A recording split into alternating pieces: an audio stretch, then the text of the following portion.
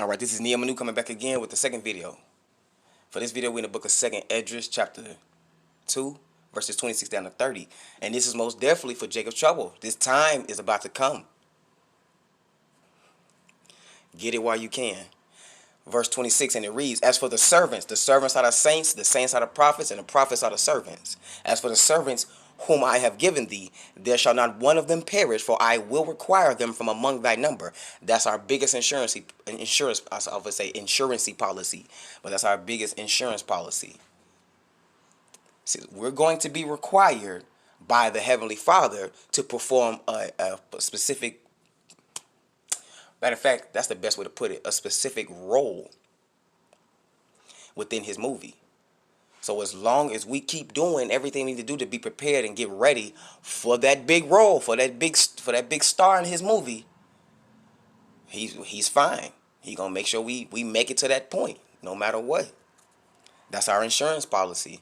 We keep doing right, obeying, doing what the Heavenly Father told us to do, what the Heavenly Father and the only begotten Son told us to do. We're gonna be just fine. We're gonna make it into that salvation. We're gonna make it into that immortality for eternity. 27.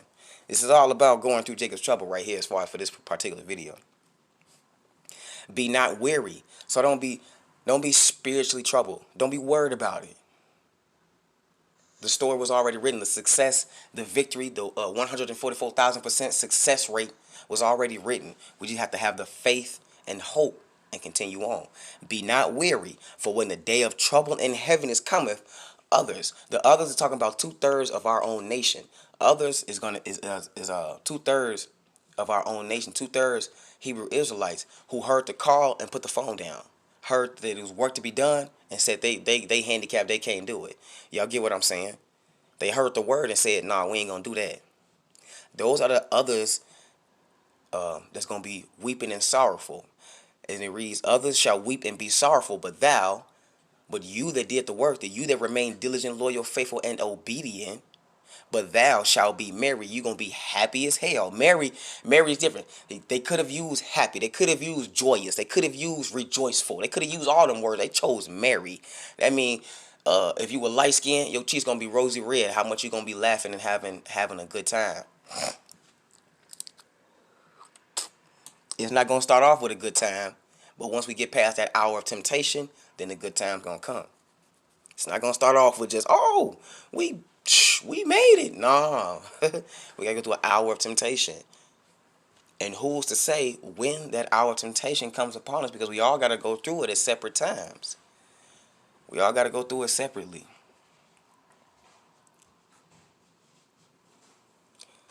For when the day of trouble in heaven is cometh, others shall weep and be sorrowful.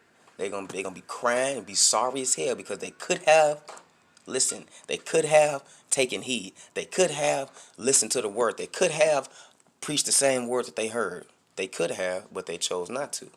But thou shalt be merry and have abundance. We're gonna be happy as hell and have enough to share and not have to share it with nobody.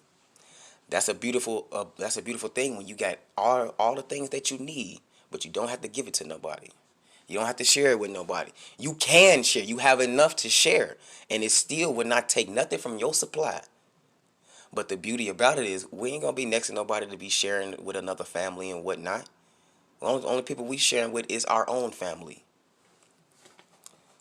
The heathen shall envy thee. Niggas gonna see what you got going on, but they're not gonna be able to do nothing against you. They're not gonna be able to take what you got going on. They're not gonna be able to steal from you. They're not gonna be able to extort you. They're not gonna be able to force you. They're not gonna be able to do none of that bullshit.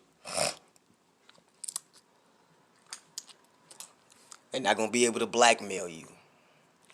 The heathen shall envy thee, but they shall be able to do nothing against thee. They ain't gonna be able to do nothing, saith Yahweh Hashem Yahushai.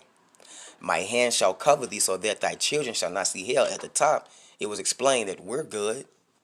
Now he's explaining that our children and our women going to be good. My hand shall cover thee so that thy children shall not see hell. Be joyful, O thou mother, with thy children, for I will deliver thee, saith Yahweh Hashem Yahushai. So even the mothers, okay, so when we having multiple wives and whatnot, and they get some buns in their oven, guess what? The bun in the oven gonna make it, and the woman that's providing the oven, she making it too. So how much more so should you be honoring and respecting the Heavenly Father and the only begotten Son by performing the work, doing what you were told to do, because they keeping up their part of the covenant, they keeping up their part, most definitely. So how much more so should we be keeping up our part? And with that, I'm on to the third video.